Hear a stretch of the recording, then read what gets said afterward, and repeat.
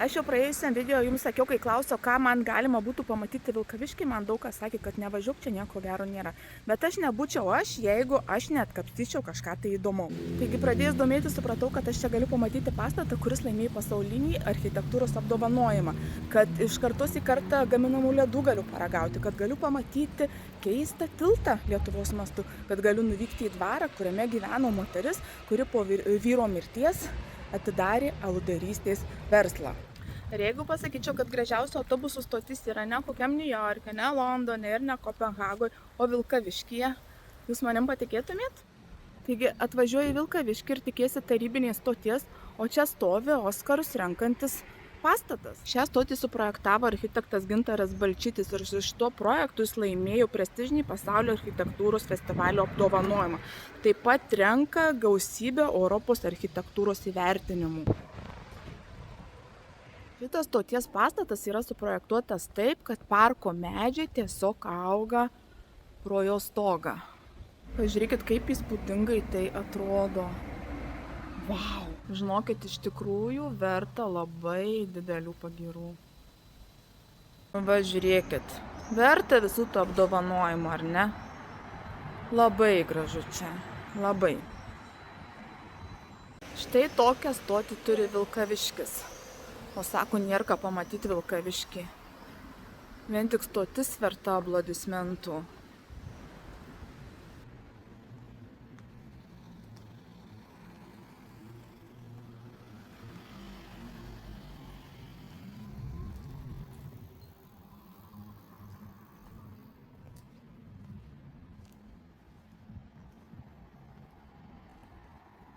Kadangi stotis dirba, pabandykime įeiti į vidų.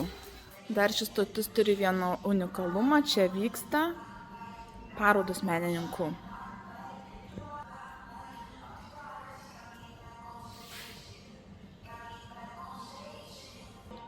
Ką aš jums galiu pasakyti, stotis verta pasaulinio apdovanojimų. Tai kur važiuojam toliau? Važiuojam ieškoti keisto tilto. Važiuojama ieškoti to neįprasto tilto, supratau, kad Vilkaviškio centras yra labai nedidelis ir mano dauguma ieškomų objektų yra tiesiog vienas prie kito.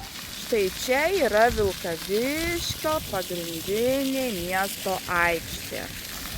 Man fontanai žiauriai patinka, labai mėgstu. Beveik labiau negu fejerverkus. Net ne beveik, o labiau. Aikštė didelė ir tvarkinga ir žmonės joje tikrai renkasi. Nors šios aikštės nebuvo mano objektuose, bet man labai patiko ir aš atėjau ją. O čia yra paminklas Jonui Basanavičiui. Tarp kitko, aš nepaminėjau praėjusiam video, kad Bartninkų bažnyčiai, kuri yra be galo graži, kuri neturi stogo ir grindų, bet vis tiek yra fotogeniškiausia vieta visoje Suvalkijoje, buvo krikštytas Jonas Basanavičius. Tai kas nematė mano praeito video, pažiūrėkit, nuostabi bažnyčia ir patys važiuosit fotosesijų daryti ją. Tai ką žadėjo vilkaviškiečiai yra čia. Einam pažiūrėti iš arčiau, ar tikrai jau čia taip jau labai keista ir neįprasta. Gal kiek keista, gal kiek neįprasta, bet labai fainai.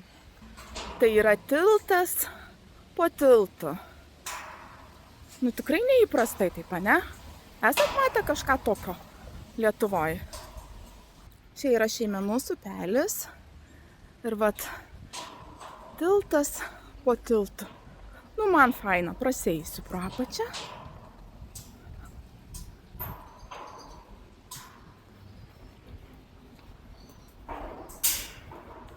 Gerai sakė, kad nereikia praleisti šitos vietos. Atrodo, skambėjo paprastai, bet tikrai neįprastai. Ir štai išlindau kitoj pusėje. Fainai. O štai čia bažnyčia, kuri parodo mūsų lietuvių tvirtą dvasią. Ir filmuodama Vilkaviškį, aš supratau, kad Vilkaviškis yra labai triukšmingas ir labai aidintis. Labai daug birbukų važinėja, labai daug mašinų ir viskas labai aidi. Ir jeigu tu nori nufilmuoti kokybiškai kadrą, tu turi laukti, kol nebus mašinų, nes kitaip atgarsas toks. Juk kur jie visi tiek važiuoja? Sekmadienis, o jie duoda pirmyn atgal. Štai stovi prie šios gražios didingos katedros ir labai ją norėčiau nufilmuoti tokioj tyloj. Kaip tą padaryti, aš tiesiog nežinau. Padariau gal 100 kadrų. Ir Vilkaviškis jis toks, jis tiesiog triukšmingas ir aidintis. Kai pažiūrėkite į šitą katedrą, atrodo moderni, nauja, balta, graži, bet kadaise čia stovėjo raudonų plytų didinga katedra. Ir įsivaizduokit, ką su ta raudonų plytų didžiulė didinga katedra padarė sovietai. Jie ne tai, kad ją susprogdino, jie griovė, ardė ir tiesiog norėdami pažeminti lietuvius ir jų tikėjimą, nešė ir iš tų raudonų plytų darė šaligatvius. Bet kaip dabar čia gražu, ne? Eina savo kaip gražu.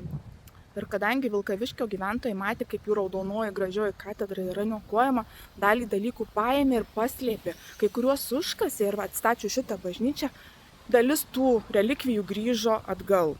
O sovietai negana to, kad suniokojo mūsų gražią raudonąją katedrą, neleido žmonėms jos atstatyti. Jie tiesiog užsėjo pievutę ir pastatė čia Leniną. Ir įsikovojus nepriklausomybę, mūsų žmonės nepamiršo, kad čia yra katedros vieta. Nugriovė Leniną ir pasistatė dar kartą šią naują gražią baltą katedrą. Ši katedra irgi labai didinga, gigantė, labai graži ir labai sutvarkyta, kas labai džiugina. Nu va čia, žinokit, kaip kurortas bažnyčioj. Čia turbūt klebonija. Gerai tie kunigai gyvena. Turtingai ir gražiai. O aš turbūt taip nemažai jums parodžius ir papasakos, jau nusipelniau ledų. Einam ieškoti legendinės Vilkaviškio ledainės. Lyrinis nukrypimas, nes Vilkaviškiui rūpi, kad neliktume nuogi. Kaip ir kiekvienoje kelionėje, taip ir šioje nuvyksta šiokių tokių nesusipratimų. Na, ačiū ir už tai, apsieisiu be ledų. Ir kiekviename nesusipratime yra ir gražių dalykų. Ko pasimatuok sparnus. Tinka man, eina, sau kaip tinka, labai. Senoji ledainė, kiek supratau, jau labai seniai uždaryta, bet matau ir naujoji skanių ledų ledainė taip pat nebedirba. Tai ką, ši diena ir šis savaitgalis man be ledų. Kadangi ledus ketinau valgyti ant šito suoliuko, tai tiesiog pasėdėsiu, parimosiu, pailsėsiu ir vyksim toliau ieškoti meilės, intrigų, skandalų ir stiprios moters istorijos. Ir dar noriu parodyti vieną grauduliuką. Tai yra Vilkaviškio dvaras, jis irgi turėjo įspūdingą istoriją, bet aš paminėsiu tik vieną faktą. Jame buvo apsilankęs Napoleonas. Ir Napoleonas paskelbė karą Rusijai ir pasakė, jeigu aš laimėsiu karą prieš Rusiją, aš padarysiu Vilkaviškį mažuoju Paryžiumi. Bet Napoleonas karo nelaimėjo ir Vilkaviškis Paryžiumi netapo. Ir žinot, kas įdomiausia, kai tu ieškai lankytinų vietų, tai dažniausiai tos lankytinos vietos būna tos, kuriomis galima pasigirti. Šito dvaro lankytinose vietose aš neradau. Aš jį tiesiog aptikau, važiuodama pro šalį. Nu, grauduliukas. Truputėlį grauduliukas. Aš taip važinėjau po Vilkaviškį ne tik taip pro savo susiorganizuotus objektus, bet tiesiog važinėjau, kad pažinčiau miestą, kad galėčiau pasakyti, aš jame buvus ir nors dalinai aš jį pažįstu. Tai už tai važiuoju ir dar sustoju prie visų tų tokių pastatų, kurie tiesiog patraukia mano akį.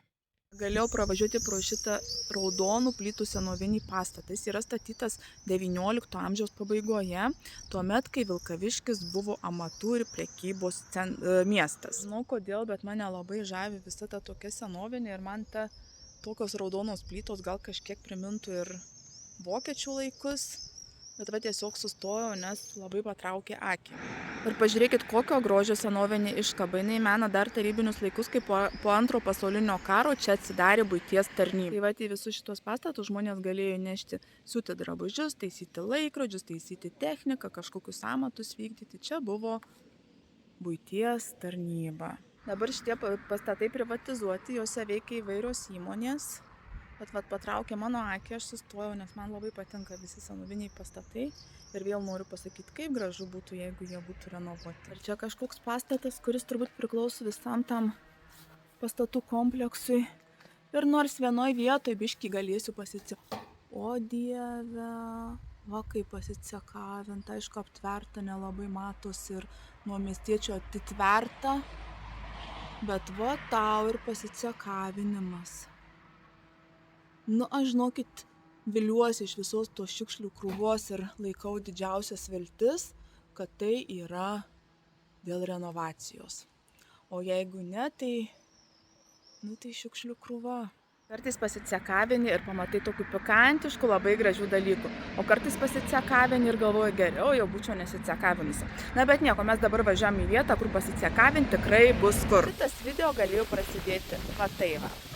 Atvažiavau nepasiruošus ir netikėtai, tai aš truputėlį pafilmuosiu jum, tylėdama, o namie užšnekėsiu ant viršaus visą šito dvaro istoriją. Bet labai mylėdama ir gerbdama jūs, bei tenkindama savo aistrą tokiom istorijom, aš čia grįžau dar kartą. 17 amžiaus viduryje čia stovėjo nedidelis medinis Paežerių dvaras.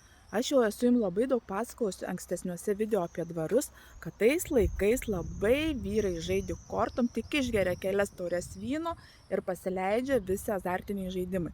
Pralošia visus turtus, dvarus, pralošdavo net ir žmonas. Ir būtent prie lošimo stalo sėdėjusiam Kazimierui Šipinjonui del Campo ir atiteko šitas dvaras į rankas. Kazimieras Šipinjonas del Campo buvo italų kilmės stalininkas. Ir stalininkas tai nėra Stalius. Stalininkas buvo labai garbingos pareigos tuo metu. Stalininkas tai buvo puotų organizatorius, maistų, degustatorius, viskas, kas atsakinga už puotas. Karaliaus dvare tai buvo asmuo, kuris turėjo karaliaus pasitikėjimą, nesaugo jį nuo nuodų gėrimuose ir maiste. Žodžiu, stalininkas buvo labai prestižinės pareigos, jis gerai išmanė puikų, prabangų ir gerą puotų gyvenimą ir žinojo visus to laikmečio afterparčius. Kas su kuo geria, kas su kuo ką šneka, kas su kuo lošia kortom. Žodžiu, buvo pirmas žmogus po didiko. Kadangi Kazimieras buvo italų kilmės, tai jis garsėjo karštu krauju, mėgo prabangą, lošimus ir aistras. Tai žodžius tą dvarą išlošė, pralošė ir vėl išlošė. Buvo vienas net žaidimas, kai jis tą dvarą pralošė, liko praktiškai su paskutiniais triusikais, sustatė tos paskutinius triusikus ir atsilošė tą dvarą. Sakoma, kad po tokios vienos audringos puotos buvo paleisti fejerverkai, dėl kurių tas dvaras pusiau ir sudegė. Ir Kazimieras pasisamdė garsų architektą Martyną Kniukfusą, jei neklystu, kuris yra pastatęs Vilniaus universitetų prestižiškuosius tuos rūmus, pasisamdė šitą architektą, kad jis jam pastatytų Sūduvoj mažą karalystę. Bet Kazimieras eilinį kartą prasilošė ir dvaras atitenka Zabielam, kur Zabielos ištraukė jį iš visų skolų ir pabaigė jį statyti. 19 amžiui dvarą nuperka turtinga grafų Gauronskų šeima. Tai Zigmantas Gauronskas ir jo gražuolė žmona Natalija. Natalija, tarp kitko, buvo rusų kilmės kunigaikštystė Natalija Oginskaitė. Natalija buvo tuo metu superstar, mega socialinė žvaigždė. Todėl čia vyko baliai, liejusi šampanas ir traukė visa Kauno grietinėlė. Dvare sklandė kalbos, kad gražioji grafienė visiškai nebuvo ištikima savo vyrui. Kol vyras keliavo po Europos darbo reikalais, jai sako, kad apsukę galvas, ar tai koks tai tarnas, ar jaunas karininkas, ir jie slapčia susitikinėdavo Belvederio bokšte. Kiek tas bokštas matė tokių pasimatymų? Aš nežinau, bet aš žinau dar vieną legendą apie šį bokštą, kurią papasakosiu, kai baigsiu istoriją apie grafienę. Po vyro mirties grafienė Gauronskienė liko viena valdyti milžinišką turtą. Tai ne tik šitas dvaras, tai buvo ir dar begalės pinigų. Ir ji nepuolė taškyti tų pinigų, nepirko nei suknelių, nei brangakmenių, nei kitų tuščių dalykų. Buvo ne tik gražuolė, ji buvo kieta verslininkė, ji netaškė pinigų sukniom, ji investavo pinigus į alaus daryklą, spirito bravorą ir modernų ūkį. Įsivaizduokit, kol kitos bajorų žmonos ir bajorienės pirko suknes ir matavosi batelius prieš veidrodžius, jis stovėjo prie šito ežero pakrantės, skaičiavo spirito kibirus ir tikrino apynių kokybę. Nes jis žinojo, kad vyrai gėrė ir gers, nesvarbu ar iš sielvarto, ar iš džiaugsmo, jie visada gers. Todėl alkoholis nešė dvarui begalinį didelį pelną ir pildė iždą. Ji buvo be galo graži, labai versli ir be galo griežta. Visi žinodavo, jeigu kažkaip netaip dirbs, jie bus išvaryti be cento į gatvę. Tas bravoras klestėjo ir nešė didžiulius pinigus ir begalinį pelną grafieniai, kol neatėjo karas. Kai atėjo karas, viskas turėjo užsidaryti, Gauronskienė turėjo palikti šitą bravorą, tuos rūmus ir bėgti nuo karo slėptis. Kaipgi dvaras be vaiduoklių? Sklando tokia legenda, kad vienas iš Gauronskų palikuonių buvo įsimylėjęs ar tai tarnaitę, ar tai guvernantę, ar tai baudžiauninkę. Tarp jų santuoka buvo negalima, tai ta mergina tiesiog tapo to vyro meiluže. Ir kai sužinojo žmona, ta mergina tiesiog per vieną naktį dingo. Vieni sako, kad jinai buvo užrakinta tame bokšte Belvederio, kiti sako, kad nuskandinta šitame Paežerių ežere. Bet daug kas ir dabar kalba, kad naktimis mato ar tai raudoną, ar tai juodą, ar tai baltą merginą einančią ežero pakrantę ir verkiančią. Na čia legenda, nežinau ar mato, bet legenda visai graži. Ir žmonės sako, kad iš tikrųjų retkarčiais mato tą merginą. Pirmo pasaulinio karo šitą dvarą perėmė vienas turtingiausių tuo metu Lietuvos žmonių, bankininkas, vasario 16-osios akto signataras Jonas Vailokaitis. Ir sakoma, kad tuo metu čia net lankėsi ir pats prezidentas Smetona. Galimai toli nuo Kauno triukšmo, čia su kokio tauraus gėrimo stiklinė buvo aptariami valstybės reikalai. Ir galbūt sėdėdami šitoj pakrantėje, jie aptarinėjo valstybės reikalus, sprendė vyriškas problemas, o gal jų žmonos vaikščiodamus palei šitą ežerą apkalbinėjo savo drauges. Juk moterys dažnai taip daro. Nepaslaptis. Sveika, mėly ponai ir ponios. Paežerių dvaras tai jums čia ne šiaip sau koks pastatas. Tai vieta, kur kortų skolos virto rūmais, kur grafieniai valdė vyrus, o prezidentas ant ežero kranto gėrė arbatą. Aš kaip visada norėčiau pasicekavint pro langus, bet jie negailestingai užtraukti užuolaidom. Ir tikrai nieko nesimatys. Galiu truputėlį parodyti raituziukus, kurie be galo gražūs. Išraitytas kolonas. Galiu parodyti pastato karūnas. Labai gražius langus. Ir čia koks menas. O languose matausi tik aš ir Paežerių ežeras. O šiaip tai labai džiaugiuosi, kad nepatingėjau grįžti į tą dvarą antrą kartą, nes pirmą kartą, kai aš pamačiau, man jis labai patiko vizualiai. Aš čia buvau atvažiavusi maudynių ir truputėlį papasakosiu, ką gali čia gauti iš maudynių. Buvau atvažiavus maudynių ir grįždami mes tiesiog užsukom čia. Ir jis man patiko ir aš jį nufilmavau ir galvojau, kad užpasakosiu ant viršaus. Bet užpasakojimas ant viršaus niekada neatitiks to lygio, kaip pasakojimas tiesiogiai. Tai va, atsinešiau savo terbelę, atsisėdau ant suoliuko, atsigersiu vandens, pailsėsiu truputėlį kaip ta grafienė per darbo pertraukėlės. Ir labai menką trupinėlį dar papasakosiu apie šitą ežerą. Ten kitam krante pritrauksiu, yra jachtklubas, kur stovi jachtos. Ten toliau, va, į šitą pusę yra paplūdimys Vilkaviškio, galima atvažiuoti pasimaudyti. Kitoje ežero pusėje va ten galima kaituoti. Tai jeigu norit sužinoti, kaip visą tai atrodo, būtinai pasižiūrėkit mano šortą YouTube'e įkeltą, esu įkėlusi. Galit pasižiūrėti ir atvažiuokite čia leisti poilsio, laisvalaikio. Nes tikrai ežeras švarus, fainas, pasižiūrėkit ir atvykit. Ir kaip gražiai yra įsirinkta dvaro vieta. Nu, prie tokio nuostabaus ežero su tokiu vaizdu, kaip buvo gera čia gyventi. Pažiūrėkit, kokį gigantą jie turi. Tilps į kadrą. Ar nelabai? Vau! Kokį krapą didelį turi. Oho! Kaip tas ąžuolas. Iš tikrųjų tai nežinau, ar čia krapas. Taip tik sakau. Jeigu atvažiuosit maudynių prie šito ežero, atvažiuokit būtinai į šitą dvarą. Jeigu atvažiuosit tik į dvarą, užeikit į šitą vietą.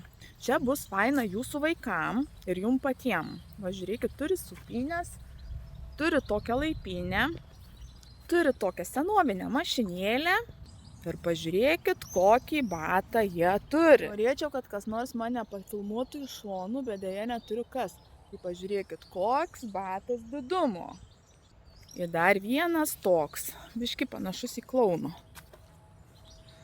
Žodžiu, tikrai aplankykite tą dvarą, jis vertas visko. Na ir ką? Meilės pasimatymų bokštas arba bokštas, kuriame galėjo dingti mergina.